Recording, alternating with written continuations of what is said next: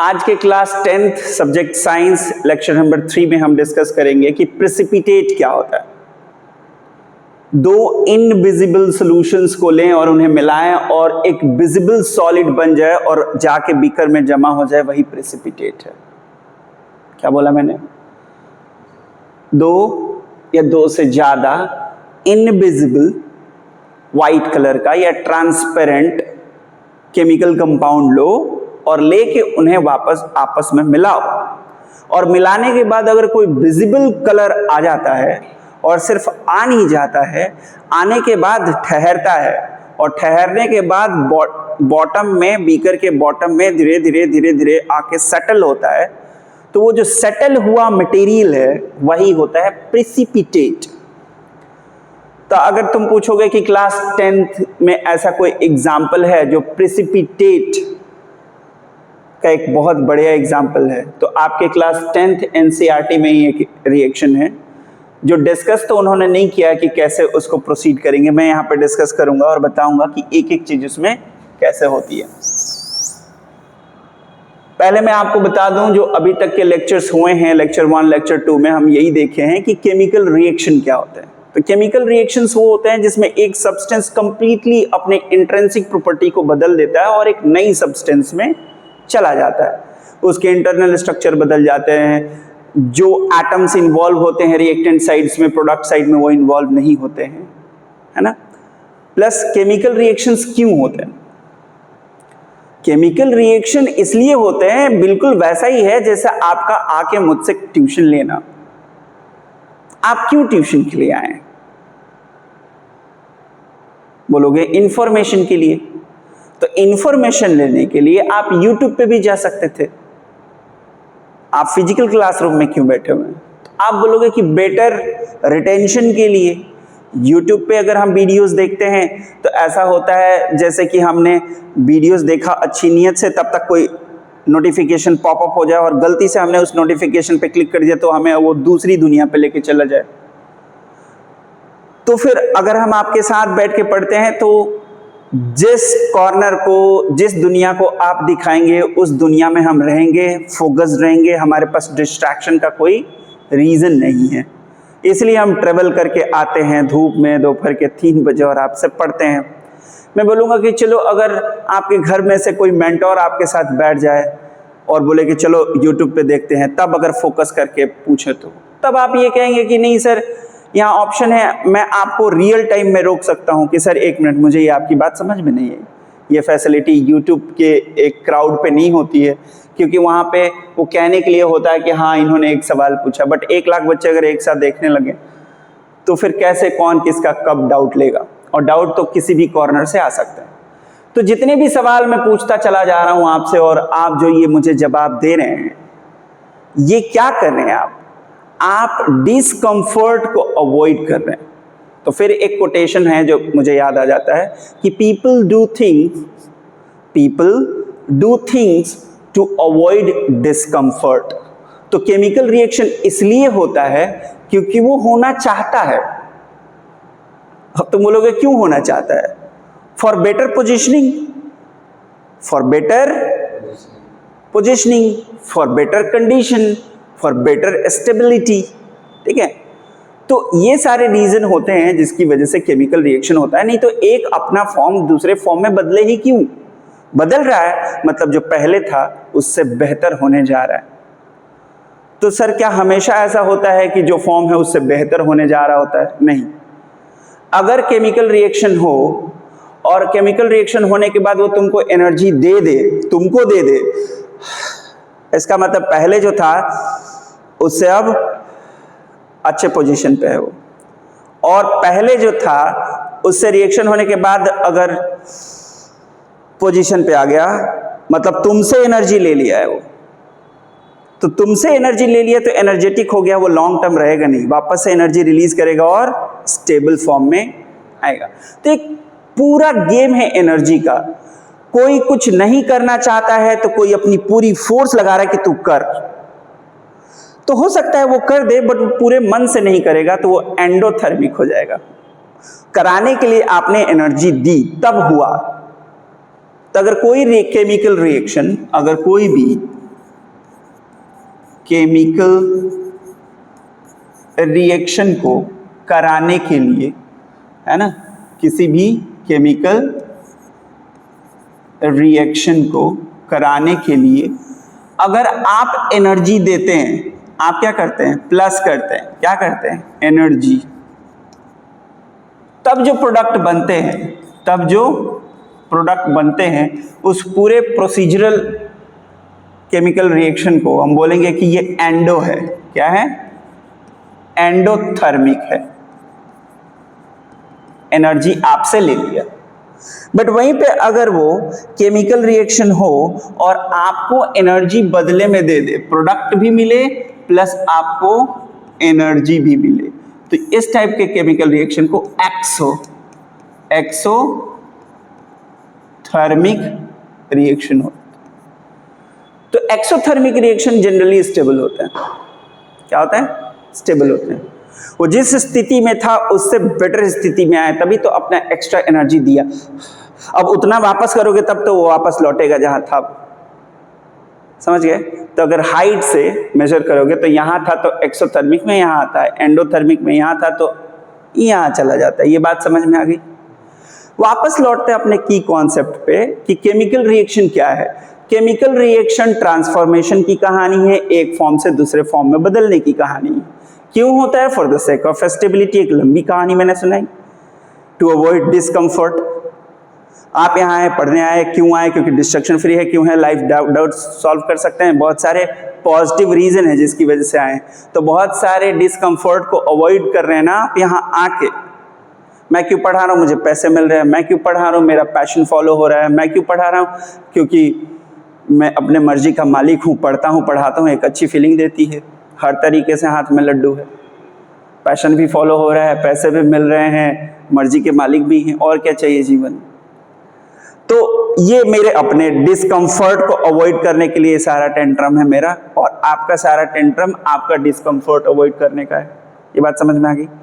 कैसे पता चलेगा कि केमिकल रिएक्शन हुआ है, धुआं निकलेगी, स्टेट बदल जाएगा, कलर चेंज हो जाएगा, राइट, टेम्परेचर रेज कर जाएगा या फॉल डाउन हो जाएगा।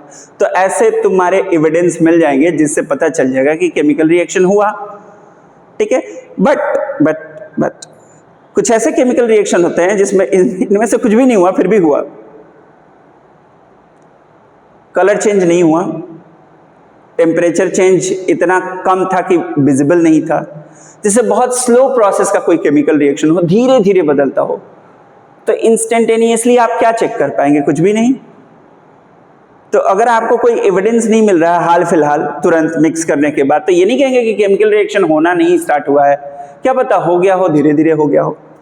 तो केमिस्ट्री के केस में आप स्टूडेंट एक आदत डाल लीजिए लिखने में, बोलने में, जनरली, यूजुअली, क्योंकि कब कहाँ से एक्सेप्शन आ जाए आप कह नहीं सकते। बात समझ में आ गया। दावा नहीं ठोकेंगे केमिस्ट्री में कि ये होगा ही होगा, ऐसा बोलेंगे जैसे बच के निकल जाएं। सामान्यतः ऐसा होता है, कभी कभी नहीं भी होता है। बात समझ में आ गई। अब आते हैं अपने कोर लेक्चर 3 पे, जिसमें मैं बता रहा था कि एक ऐसा कंपाउंड ले लो जो सॉल्युबल है। क्या है? हाँ, सॉल्युबल है। तो सॉल्युबल होगा तो क्या होगा, वाटर में डिसॉल्व हो जाएगा, और इसको बोलते हैं लेड नाइट्रेट। क्या बोलते हैं? Lead nitrate. ये सॉल्ट जैसा होता है, ये खुद सॉल्ट भी होता है, व्हाइट क्रिस्टल सॉल्ट होता है। इसको लो और पानी में डालो और स्टिर आउट करो, डिसॉल्व हो जाएगा, इसलिए इसको सॉल्युबल कह रहे हैं, ट्रांसपेरेंट हो जाएगा। इसको एक बीकर में भर के अलग रखो, और इसी के साथ एक और ट्रांसपेरेंट रख लो, KI, K for potassium, I for iodide. Potassium iodide है ये भी एक्वस होता है। AQ का मतलब होता है एक्वस, पानी में घुला हुआ, पानी में घुला हुआ। और जैसे ही आप इसको मिलाएंगे, फटाफट पता है क्या बन जाएगा? बन जाएगा PbI2, जो कि एक ब्राइट येलो कलर का सब्सटेंस है। येलो कलर से लिख भी दिया मैंने, एक ब्राइट येलो कलर का सब्सटेंस है, और इसके साथ में मिलेगा आपको KNO3। अभी भी ये एक्वस में ही रहेगा। तो जो आपको अगर इस वाले बीकर में, जिस बीकर में लेड नाइट्रेट है, अगर इस बीकर को मिलाएंगे जिसमें पोटेशियम आयोडाइड है, अगर इसको इसमें मिक्स करेंगे तो एक येलो कलर का सब्सटेंस आपको मिल जाएगा जो कि लेड आयोडाइड है। क्या ये बात समझ में आई? तो ब्राइट येलो सब्सटेंस का बनना और बन के उसका विजिबल होना, विजिबल होने के बाद धीरे धीरे धीरे धीरे धीरे धीरे बॉटम में, बीकर के बॉटम में जमा होना ही तो प्रेसिपिटेट है। तो कोई बोले ये कौन सा रिएक्शन है, तो बोलना कि एक प्रेसिपिटेट रिएक्शन है। और आगे डिटेल में आपको बताऊंगा कि ये होता कैसे है। तो इसको मैं तोड़ने जा रहा हूं, ध्यान से देखना, अपना कंसंट्रेशन हटाना मत। अब देखो यार, ये जो Pb है आयनिक लेवल पे देखो तो Pb 2+ हो जाता है। क्या हो जाता है? 2+। और ये जो है NO3, ये NO3- हो जाता है। तो 2 पॉजिटिव चार्ज है यहाँ पे और इसके पास एक ही निगेटिव चार्ज है, इसलिए तो ये यहाँ पे 2 लगाया गया है कि ऐसे ऐसे 2 मिलके, अकेला एक तो एक ही माइनस चार्ज देगा, तो बट ऐसे 2 मिलके इसके साथ कंबाइन होके ये चीज बना सकते हैं। ये बात समझ में आई? अब यहाँ आपकी कहानी देखो, आयोडीन I- होता है तो पोटेशियम K+ होता है। सो सिंपल, एक एक आयन में चेंज हो गया, एक प्लस एक माइनस। यही तो unlike charges attract each other वाली कहानी से ये एक कंपाउंड बनाए थे। बट यहाँ पे देखो तो आयन एक्सचेंज हुआ है, ये वाला पॉजिटिव आया है, ये वाला पॉजिटिव आया है और ये वाला नेगेटिव कंबाइन हुआ है, तब ये बना। बट यहां पे भी नेगेटिव के पास एक चार्ज है, तो ऐसे ऐसे 2 देने पड़ेंगे तब तो जाके इस 2+ को सेटिस्फाई करेगा। अब रहेगा ये पोटेशियम जिसके पास एक ही चार्ज है, तो इसका बस एक ही NO3 लाओ, खुश हो जाएंगे। एक प्लस के लिए एक ही माइनस काफी है। तो तुमको नहीं लग रहा है कि ये पूरा आयन एक्सचेंज रिएक्शन है? ये डबल डिस्प्लेसमेंट है। क्या है? डबल डिस्प्लेसमेंट है। अगर इसने इसको भगाया तो इसने इसको भी तो भगाया। डिस्प्लेसमेंट में क्या होता है? डिस्प्लेसमेंट के रिएक्शन में क्या होता है? ए अगर BC से रिएक्ट करे तो ये इसको उड़ा देगा और AB बनाएगा और C मिलेगा एज ए रिजल्ट। तो ये सिंगल डिस्प्लेसमेंट है। डबल डिस्प्लेसमेंट क्या होता है? डबल डिस्प्लेसमेंट में AB होता है, CD से रिएक्ट करता है, AC को भगा लेता है AC, और फिर BD को भगा लेता है BD। ये होता है डबल डिस्प्लेसमेंट। तो पूछे कि ये वाला एग्जाम्पल कहाँ है, और तुम बोलोगे कि सर ये रिएक्शन आप कहाँ से उठा के समझा रहे हैं, मैं ये भी आपको अब NCERT में दिखा दूंगा। पहले ये समझ लो, डबल डिस्प्लेसमेंट में रिएक्टेंट जो होते हैं साइड, वो अपने आयंस में कन्वर्ट होते हैं और आयंस एक दूसरे को डिस्प्लेस कराते हैं। इसका एक आयन उसके एक आयन को, तो उसका एक आयन इसके एक आयन को, तो डबल डिस्प्लेसमेंट बोलते हैं इसको। डिस्प्लेस तो किया बट इसका उसका तो उसका इसका। ये बात समझ में आई? इसका उसका, ठीक। तो ये कौन सा रिएक्शन हुआ? Precipitate reaction. कौन सा रिएक्शन हुआ? Double displacement reaction. अब मैं आपको कुछ नोट्स दिखाता हूं जो मैंने आपके लिए बनाया है और एक एक की पॉइंट आपको समझाता हूं और लेक्चर 3 कंप्लीट हो जाएगा। उसके बाद लेक्चर 4 हम स्टार्ट करेंगे। चलिए स्टार्ट करते हैं। ये आपके लिए नोट्स है और इसको जैसे ही आपका ये चैप्टर खत्म होगा डिस्क्रिप्शन में दे दूंगा, डाउनलोड कर लीजिएगा। और जो बच्चे मुझसे ऑफलाइन पढ़ रहे हैं उनको तो ये मिल जाएगा, आराम से चेक कर लेना। चैप्टर 1। तो चैप्टर 1 को जैसे स्टार्ट किया तो मैंने बताया कि इस पूरे चैप्टर में हम पढ़ेंगे chemical reactions are happening all around us. आपका सांस लेना भी केमिकल रिएक्शन है, आपका किसी के लिए अच्छा फील करना भी केमिकल रिएक्शन है, किसी को देखते ही इरिटेट करना भी केमिकल रिएक्शन है, किसी को देखते ही डर लगना भी केमिकल रिएक्शन है। जब यही सब बहुत ज़्यादा बढ़ जाता है, किसी को देख के आप डरने लगते हैं, कांपने लगते हैं, तो लोग बोलते हैं पागल हो गया। एक्चुअली वो मेंटल हेल्थ की बात हो रही होती है। किसी ने बार बार किसी को टॉर्चर किया तो ऐसा हो सकता है उसका प्रेजेंस ही उसको डराए, वो ये मान बैठे कि आएगा तो कुछ नुकसान ही करेगा, फिर उसको हेलुसिनेशन होने लगे, ऐसी चीज़ें दिखाई देने लगे जो हैं ही नहीं, ऐसी चीज़ें सुनाई देने लगे जो हैं ही नहीं, तो लोगों के हिसाब से वो अजीब हरकतें कर रहा है, उसको भूत पकड़ लिया है। बट यार केमिकल रिएक्शन है सब कुछ। क्या है? केमिकल रिएक्शन है। इंस्टेड कि उसको ले जाके किसी तंत्र मंत्र से उसको ठीक करने की कोशिश करें और उसको और बर्बाद कर दें। बीइंग ए साइंस स्टूडेंट, ये आप सबकी रिस्पॉन्सिबिलिटी है कि आप उस बच्चे को या उस बच्ची को एक अच्छे साइकियाट्रिस्ट के पास ले जाएं, वो उसके सिम्टम्स को और जितनी भी बातें आपने बताई हैं कि वो क्या क्या करते हैं अगर बताए तो वो बहुत ही मामूली सी दवाई दे के उसको ठीक कर देगा। वो ब्रेन केमिकल्स जो किसी वजह से अबनॉर्मल हुए उसको सेटल डाउन कर देगा, वो अच्छा फील करेगा।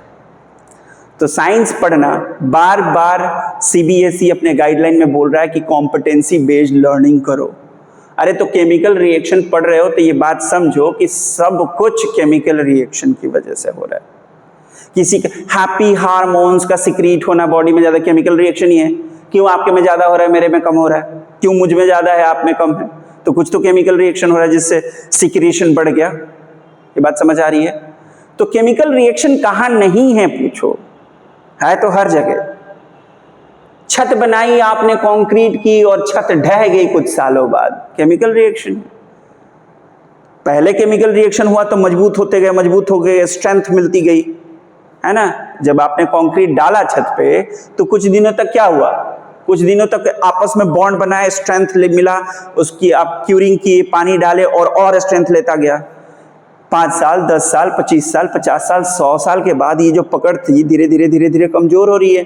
तो ये कमजोर होना भी तो केमिकल रिएक्शन है, स्लो केमिकल रिएक्शन। अब जो था वो अब नहीं है, अब वो किसी और फॉर्म में बदल रहा है। ठीक है, आप जो हैं अभी आप इस फॉर्म में नहीं रहेंगे तो आप खुद भी तो लगातार बदलते जा रहे हैं। एक दिन हम लोग नहीं रहेंगे, फिर कोई होगा। तो तुम्हें नहीं लग रहा ये सब कुछ केमिकल रिएक्शन ही है? और केमिकल रिएक्शन कहीं बाहर नहीं है, आप खुद एक केमिकल रिएक्शन है। और चैप्टर पढ़ने चल रहे हैं आप केमिकल रिएक्शन, कितना खूबसूरत चैप्टर होगा। अपनी आंखें खोल के देखिए कहाँ नहीं है केमिकल रिएक्शन। ठीक है, तो ये 4-5 एग्जाम्पल पढ़ने की जरूरत नहीं है, आप तो केमिकल रिएक्शन के ही ना मैदान में खड़े हैं, हर तरफ केमिकल रिएक्शन। तो फिर ये मैंने बताया कि दूध का दही में बदल जाना, लोहे में जंग लग जाना, ये तो कुछ एकदम छोटे से एग्जाम्पल हैं। बड़े बड़े लेवल पे तो केमिकल रिएक्शन में क्या कुछ नहीं हो रहा है, तो आपका काम है रिलेट करना। ये बात समझ में आ गई? ओके, फिर देखो, फिर ये बताएगा, ये चैप्टर बताएगा कि कैसे आप आइडेंटिफाई करोगे केमिकल रिएक्शन को। तो केमिकल रिएक्शन होने का एक ही कंडीशन है, वो कंडीशन ये है कि न्यू सब्सटेंस का फॉर्म होना। न्यू सब्सटेंस बना और वो जो नया सब्सटेंस बना है वो पुराने वाले सब्सटेंस की प्रॉपर्टी से इनहैंस्ड या अलग तरीके का प्रॉपर्टी है। हाइड्रोजन ऑक्सीजन आपस में मिले, वाटर बना। अब वाटर के पास अपनी प्रॉपर्टी है, ना हाइड्रोजन जैसा है वो, ना ऑक्सीजन जैसा है। तो जब भी नया सब्सटेंस बने तो उसे क्या बोलेंगे? केमिकल रिएक्शन हुआ। नेक्स्ट पॉइंट हम देखेंगे कि कैसे केमिकल रिएक्शंस को सिंबल्स में लिखेंगे, कैसे उसे बैलेंस करेंगे, एरो रूल्स क्या हैं, ये सब इस चैप्टर में पढ़ने वाले हैं। और फिर ऑक्सीडेशन रिडक्शन वाली कहानी करेंगे। ये कुछ मैंने लेक्चर सेट्स बनाए हैं, टोटल हम 9 लेक्चर में इस चैप्टर को खत्म करेंगे, है ना। तो आज हम इस 3rd वाले लेक्चर पे हैं, बैलेंसिंग केमिकल इक्वेशन पे। अभी मैंने आपको वो बैलेंस करके दिखाया था, बट फिर से मैं आपको एक बार दिखा देता हूँ कि बैलेंस करना क्या होता है। अभी मैंने बैलेंस नहीं किया था, मैं इसको बैलेंस करके इस केमिकल रिएक्शन को बैलेंस करके दिखा देता हूँ। देखो, Pb था NO3 होल ट्वाइस, है ना, लेड नाइट्रेट, Ki से रिएक्ट किया और बनाया क्या? बनाया PbI2 प्लस KNO3। अब आपका काम है कि कभी भी केमिकल रिएक्शन को अगर बैलेंस करना है तो सबसे पहले वो जो वर्ड्स लिखे हैं आपने, है ना, वर्ड इक्वेशन लिखा है। वर्ड इक्वेशन में वर्ड इक्वेशन में आप क्या करते हैं कि केमिकल का सिंबल नहीं लिखते हैं, आप वर्ड लिखते हैं। इसकी जगह आप लिखते हैं लेड नाइट्रेट, इसकी जगह आप लिखते हैं पोटेशियम आयोडाइड, इसकी जगह आप बोलते हैं लेड आयोडाइड, उसको लिखते पोटेशियम नाइट्रेट। तो ये जो आपने वर्ड्स में लिखे उसको वर्ड इक्वेशन बोलते हैं। सबसे पहला स्टेप है आप वर्ड इक्वेशन को केमिकल सिंबल इक्वेशन में बदलिए, केमिकल सिंबल वाले इक्वेशन में बदल दीजिए। हमने बदल दिया है, पहला काम हो गया। फिर मैंने आपको बोला था कि आप अलाउड नहीं है कि आप ये सबस्क्रिप्ट को बदलें। आप ऐसा नहीं कर सकते कि मेरा मन कर रहा है सर कि 3 into 2 भी 6 होता है और NO2 कर देता हूं और यहाँ पे 3 कर देता हूं, देखिए 2 into 3 भी 6 होता है। ऐसा मैथ्स यहाँ लगाने की गलती नहीं करेंगे, क्योंकि अगर आप ऐसा करते हैं तो मैं आपको फर्क समझा देता हूं। अगर PB NO3 होल ट्वाइस है का मतलब है इस PB के साथ 2 NO3 लगे हुए हैं। कितने? 2 NO3 लगे हैं। और इसी की जगह पे अगर आप लिखते हैं PB NO2 होल थ्राइस, तो इसका मतलब ये होता है, मैं इसको डिफरेंट कलर से कर लेता हूं, इसका मतलब ये होता है कि इस PB के साथ 3 NO2 लगे हैं। कितने? 3 NO2। देखो इस 3 का मतलब है कि ये कितने हैं, तो ये 3 हैं। किसके साथ लगे हैं? PB के साथ। इसका क्या मतलब है? ये 2 हैं। कितने हैं? 2। कौन है? ये हैं। किसके साथ लगे हुए हैं? PB के साथ। तो आप इसको चेंज नहीं कर सकते, ये बात समझ में आई? आप सबस्क्रिप्ट चेंज नहीं कर सकते। क्या चेंज कर सकते हैं? आप सिर्फ कोएफिशिएंट चेंज कर सकते हैं। आप केमिकल इक्वेशंस के आगे नंबर्स चेंज कर सकते हैं। वो नंबर बताते हैं कि ये कितनी क्वांटिटी में है। फॉर एग्जाम्पल मैं यहाँ पे 1 लिखा हूँ या नहीं लिखा हूँ, इसका मतलब सिर्फ एक K है, एक I है। अगर मैं यहाँ पे 2 लिख देता हूँ, इसका मतलब मार्केट में 2 हैं KI, एक KI है और एक और KI है। अगर यहाँ मैं 3 लिख देता हूँ तो ऐसे ऐसे 3 है। क्या ये बात समझ में आई? तो थोड़ा ज़्यादा गंदा हो गया, मैं फिर से इसको नेक्स्ट पेज पे करके दिखाता हूँ, आप ठीक से समझेंगे। देखो तो क्या क्या नहीं करनी है, ये बात समझ में आ गई? पोटेशियम लेड नाइट्रेट चेंज नहीं करना है, पोटेशियम आयोडाइड चेंज नहीं करना है। बनेगा क्या? Lead iodide potassium nitrate. तो जो सबसे बड़ा होता है उसको बैलेंस करते हैं। बैलेंस करने का मतलब है रिएक्टेंट साइड का लिख दो। PB कितना है रिएक्टेंट साइड में? ये देखो एरो के इधर वाले क्या होते हैं? रिएक्टेंट। और एरो के इधर वाले क्या होते हैं? प्रोडक्ट। ये बात समझ में आई? तो PB कितना है लेफ्ट साइड में? 1। NO3 कितना है लेफ्ट साइड में? 2। K कितना है? 1। I कितना है? 1। अब राइट साइड में देखो PB कितना है? 1। I कितना है? 2। K कितना है? 1। NO3 कितना है? 1। 1 है, 1। NO3 कितना है? 1। तो जब यहां तुम 2 थे तो यहां 1 कैसे हो गए? तो मैं इसके आगे 2 लगा दूंगा, ठीक है? तो 2 लगाते ही पोटेशियम कितना हो गया? 2। तो पोटेशियम तो यहाँ है, तो यहाँ भी 2 करना पड़ेगा। ये बात समझ में आई? तो देखो यहाँ पे NO3 कितना है? 2। और राइट साइड में कितना हो गया? 1, बट ऐसे 2 लिख दिया तो अब 2 हो गए, बैलेंस। पोटेशियम कितना है राइट साइड में? 2, तो इधर भी 2 लिखने से 2 हो गया। अब PB कितना है? इधर 1 है तो इधर भी 1 है। आयोडीन कितना है? इधर 2 था तो अब इधर भी 2 हो गया। अब ये क्या हो गया? बैलेंस हो गया। तो बैलेंस करने का एक ही रूल है कि आप सबसे बल्कि वाला उठा लीजिए, उसको बैलेंस करिए, उसके एटम बैलेंस करिए, वो हो जाने के बाद ऑक्सीजन बैलेंस करिए, उसके बाद हाइड्रोजन बैलेंस करिए, हो जाता है। और हर स्टेज में वापस आके चेक करिए कि मेरे बैलेंस करने की वजह से कोई और अनबैलेंस तो नहीं हो गया, फिर उसको बैलेंस करिए, फिर बैलेंस करिए, अनबैलेंस हो जाएगा, फिर बैलेंस कीजिए, अनबैलेंस हो जाएगा, फिर मेटल जब हो जाए, फिर नल मेटल जब हो जाए, फिर ऑक्सीजन जब हो जाए और हाइड्रोजन हो जाए तो खेल खत्म, सब कुछ हो जाएगा। तो कैसे होता है? प्रैक्टिस करने से होता है। कैसे होता है? प्रैक्टिस करने से होता है। रफ कर दूं? Very good. ये बात समझा दी, ये बात समझा दी, ये कहानी समझा दी, मजा आया? लूटते चलो। तो आज मैंने बताया कि केमिकल बैलेंसिंग केमिकल इक्वेशन की एक झलक दिखाई आपको, स्टेप बाय स्टेप कैसे करते हैं, कैसे तोड़ते हैं, कैसे समझते हैं। पहला स्टेप कि कैसे उसको आप केमिकल सिंबल में लिखेंगे, फिर सबस्क्रिप्ट को चेंज नहीं करेंगे, फिर आपको कोएफिशिएंट ही चेंज करना है, एटम कैसे बैलेंस करेंगे। फिर हम पढ़ेंगे type of chemical reaction, combination और डिकम्पोजिशन। फिर अभी जो हम लोगों ने पढ़ा था वो डबल डिस्प्लेसमेंट रिएक्शन का एक एग्जाम्पल यहीं मिल गया, तो यहाँ से ले लिया था। तो ऐसा हमने उन लोगों ने कोई कसम नहीं खाई है, बट 9 लेक्चर्स में ये खत्म हो जाएगा। लास्ट के 2 लेक्चर्स हमने बचा के रखे हैं कि चैप्टर का रिवीजन करेंगे और टेस्ट लिखेंगे। चलें? तो पहले वाले में मैंने बताया केमिकल रिएक्शन के बारे में हम लोग बात कर चुके हैं, है ना? समझ गए? और मैंने ये डिटेल में बता दिया ये होता क्या है। ये नोट्स जब आपको मिलेगा तो आप लोग ध्यान से देख लीजिएगा। How do we know the chemical reaction has taken place? अभी मेरा बच्चा बताया कि कलर चेंज हो जाए, गैस निकल जाए, टेम्परेचर बदल जाए, है कि नहीं? फिर स्टूडेंट के लिए इंपॉर्टेंट क्या है?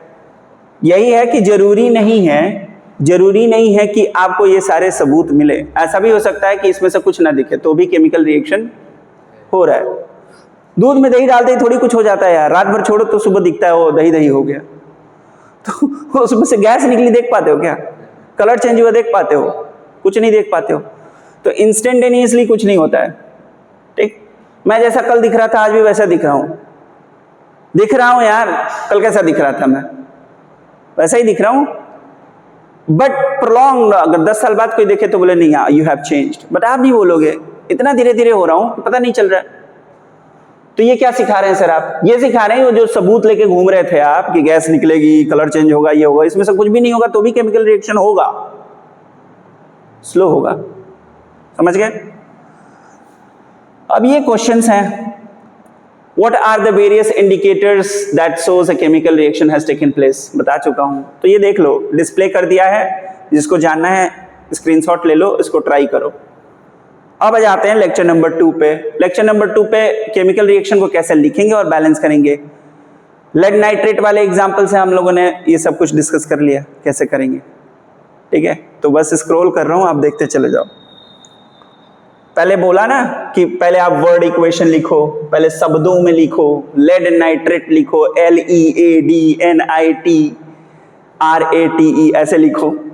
फिर उसके सिंबल्स लिखो, सिंबल्स लिखने के बाद फिर उसके एटम्स काउंट करो और बैलेंस करो। यही 3 स्टेप्स होते हैं। वर्ड इक्वेशन को स्केलेटन में बदलो, फिर उसके कोएफिशिएंट को चेंज कर करके उसके एटम्स को बदल दो। अब जैसे एग्जाम्पल ले लिया, एग्जाम्पल देखो, मैग्नीशियम ऑक्सीजन से रिएक्ट किया तो MgO बना। तो अब यहां पे सवाल क्या आता है, थोड़ा सा इसको जूम कर दूं। जूम करने की क्या जरूरत है, हम यहीं पे बता देते हैं। ये देखो, अब देखो ये एक Mg है और ये O2 है और यहाँ पे एक ही O है। तो अगर Mg मेरे पास एक ही था, ऑक्सीजन मेरा 2 था, तो सिर्फ एक ही MgO कैसे बना? ये तो कम से कम 2 बनने चाहिए ना। तो ये 2 बनने के लिए अगर यहाँ पे 2 लिख दिया तो ये तो 2 हो गया, सेटिस्फाई हो गया। बट ये 2 बनने के लिए, अब कोई बोले कि ना चप्पल का जो बेस होता है वो किसी ने 1 ले लिया और फीते ले लिए 2 और चप्पल बन गया 1 जोड़ी। तो कोई पूछेगा ना मेरा फीता क्या हुआ, 2 तो लिए थे। तो बोले 2 जोड़ी बना था, एक्चुअली बेस भी 2 ही लिया था। नहीं समझे? फिर से समझाता हूं, बहुत मजेदार बात दिमाग में आई है। चप्पल बनाने के लिए क्या चाहिए? चप्पल का बेस और उसमें चाहिए उसके फीते। फीता बेचने वाली कंपनी ये कह रही है और तू है थर्ड पार्टी, तू दिमाग लगाया है, मैं उससे खरीदूंगा बेस, इससे खरीदूंगा उसका वो फीता बोलते, क्या बोलते हैं, थ्रेड, जो भी बोलते हैं।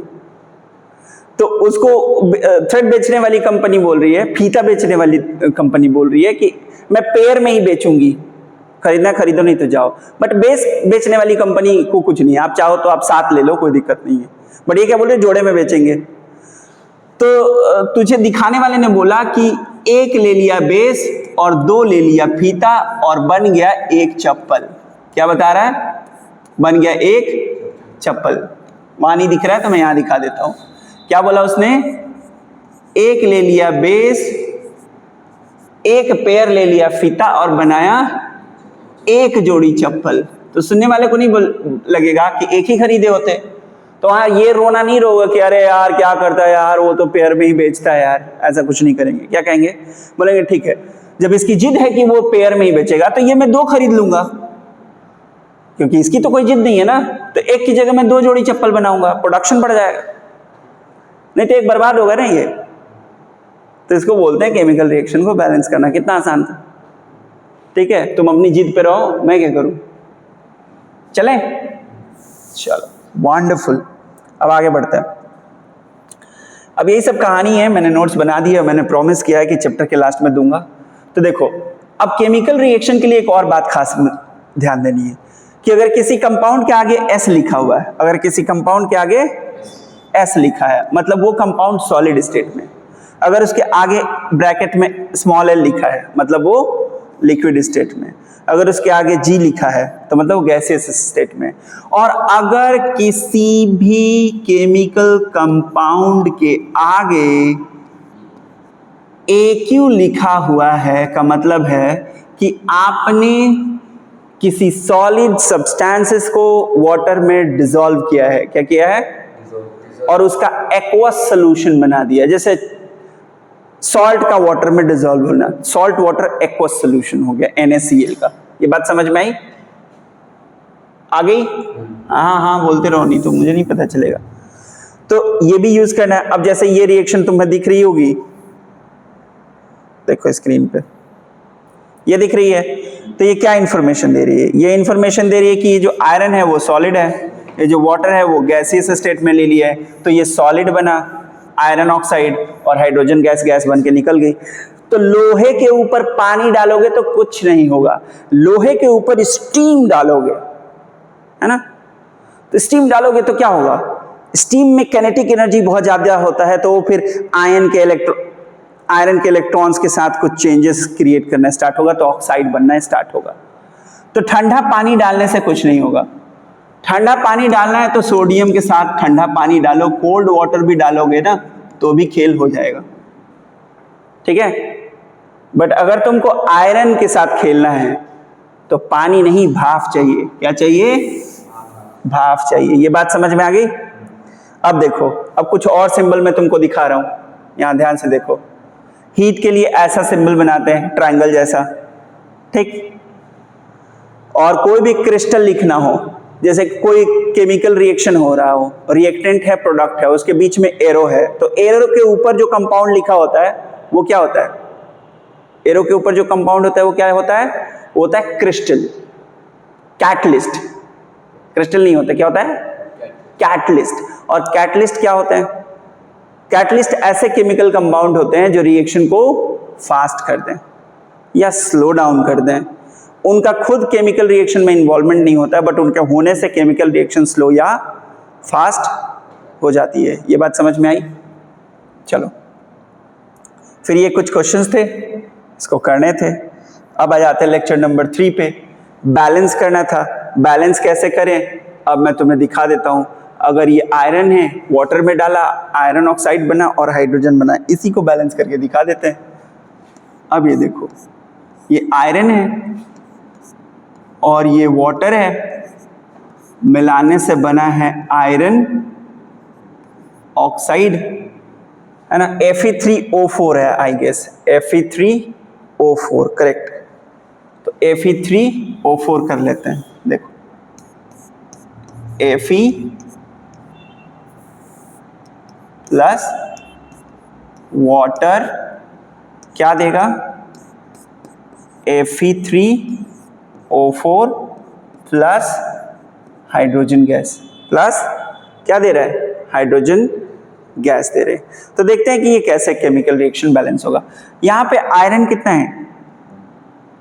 पहले मेटल बैलेंस करते हैं। यहां पे 1 है और यहां पे 3 है, तो यहां पे 3 लिख देता हूं यार, ठीक है। यहां ऑक्सीजन कितना है? 4 है। यहां कितना है? 1 है, तो यहां पे 4 लिख देता हूं। कितना हो गया? 4 हो गया। अब हाइड्रोजन कितना है? 8 है। 4 है और ये 2 है, तो 8 है, यहाँ 2 है, तो यहाँ क्या लिख देता हूँ? 4 लिख देता हूँ। तो अब ये बैलेंस हो गया। देखो, आयरन भी बैलेंस हो गया, ऑक्सीजन भी बैलेंस हो गया, हाइड्रोजन भी। तो कोएफिशिएंट हमने क्या लिखा? 3 4 1 4। क्या लिखा? 3 4 1 4। अब देखते हैं कि इन्होंने कैसे बैलेंस किया है। 3 4 1 4 होना चाहिए। देखो 3 4 1 4। स्टेप्स क्या है? मेटल को पहले बैलेंस करना है, फिर ऑक्सीजन बैलेंस करना है, मेटल बैलेंस करना है, फिर हम लोगों ने इस वाले केस में ऑक्सीजन बैलेंस किए, फिर हाइड्रोजन बैलेंस किए, केमिकल रिएक्शन बैलेंस हो गया। मेथड क्या है? सबसे बल्कि वाले को पहले करते हैं, फिर मेटल, फिर नॉन मेटल, फिर ऑक्सीजन, फिर हाइड्रोजन, और वापस आके चेक करते हैं कि कहीं अनबैलेंस तो नहीं हो गया।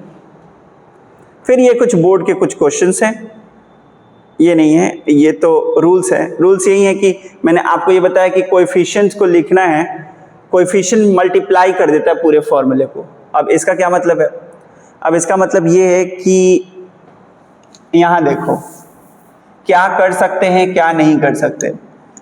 H2O मतलब वाटर और H2O2 मतलब हाइड्रोजन परऑक्साइड। तो आप यहां पे कुछ नहीं लिखा है मतलब 1 है, तो बे मतलब 2 नहीं लिख सकते। 2 लिखते हैं या वाटर, वाटर नहीं रहा, वो हाइड्रोजन परऑक्साइड हो गया। लाओ व्हाइट कलर का ट्रांसपेरेंट कलर होता है, कान में डालो, कान का वैक्स साफ होगा। बट ये कसम मत करना, कान में दर्द हो रहा तो ENT वाले के पास जाना, मेरा ये वीडियो देख के कान में हाइड्रोजन परऑक्साइड मत डाल लेना। बट अब ये पानी नहीं है, पी नहीं सकते तुम, तो तुमको क्या मैंने बोला कि तुम सबस्क्रिप्ट चेंज नहीं कर सकते। आगे चेंज करने का क्या मतलब? लेट सपोज यहाँ पे मैंने 2 लिख दिया और यहाँ पे 2 लिख दिया, तो इसके 2 लिखने का मतलब है कि अब 2 वाटर है, H2O एंड H2O का मतलब है, इसके 2 लिखने का मतलब है कि एक ऑक्सीजन के साथ 2 हाइड्रोजन और एक और है तो एक ऑक्सीजन के साथ 2 हाइड्रोजन, मतलब कुल मिला के ये 2 लिखते हैं। ये हो गया हाइड्रोजन हो गया 4 और ऑक्सीजन हो गया 2। और यहाँ की क्या कहानी है? यहाँ की कहानी है कि एक पेयर हो गया H2O2 हाइड्रोजन परऑक्साइड, मतलब oxygen oxygen hydrogen hydrogen, oxygen oxygen hydrogen hydrogen, ऐसा बन जाएगा। तो इसके 2 होने का मतलब है यहाँ पे हाइड्रोजन भी 4 हो गया और ऑक्सीजन भी 4। तो ये चीजों का, इन छोटी छोटी चीजों का ध्यान देना पड़ेगा अगर केमिकल रिएक्शन आप पढ़ रहे हैं तो। ये बात समझ में आ गई? ठीक है। तो always smallest whole number coefficient use करते हैं, ऑलवेज स्मॉलेस्ट होल नंबर। अब देखो हाइड्रोजन ऑक्सीजन से मिला और वाटर बनाया, तो देखो यहाँ पे 6 ले लिया। अब ये बहुत ही इंटरेस्टिंग बात है, मैं आपको बताता हूं। H2 है, रिएक्ट किया O2 से, यहाँ पे 6 ले लो, यहाँ पे 3 ले लो, और कितना बन रहा है? ये 6 बन रहा है H2O। कितना बन रहा है? 6H2O बन रहा है, 6H2O। अब ध्यान से मेरी बात सुनो, ये देखो ये टोटल कितने हैं? 12। इधर कितना है हाइड्रोजन? टोटल 12। इधर टोटल ऑक्सीजन कितने हैं? 6। इधर कितने हैं? 6। तो बोल रहा है कि ये कोएफिशिएंट देखने में तो सही लग रहे हैं, लेकिन आप हमेशा सिंपलेस्ट होल नंबर लेके चलो। 636 636 लिखने, अब ऐसे तो आप यहाँ पे 60 भी लिखते, यहाँ पे 30 भी लिखते, तो यहाँ 60 होता तो भी बात सही होता। बट बेटर ये है कि आप इसको सिंपल फॉर्म में लिखो। तो अगर आप 3 से डिवाइड कर देते तो ये कितना हो जाता है? ये हट के क्या हो जाता है? 3 2H2 क्या हो जाता? 2H2 plus O2 gives 2H2O। देखो ये सही है। जब एक ऑक्सीजन से 2 हाइड्रोजन चिपकने के लिए तैयार है तो बाजार से आप एक ऑक्सीजन खरीदो और 2 हाइड्रोजन खरीदो, चिपका दो। बट बाजार ने क्या कसम खाई हुई है? देखो फिर से समझाता हूं, रेडी? देखो बाजार ने कसम खाई है कि ऑक्सीजन भी पेयर में देगा। किस में देगा? और हाइड्रोजन भी पेयर में देगा। किस में देगा? पेयर में। और हमें अगर वाटर बनाना है तो वाटर के लिए चाहिए H2O। क्या चाहिए? H2O। मतलब इसकी क्वांटिटी चाहिए 2 तो ये चाहिए 1। ये बात समझ में आई?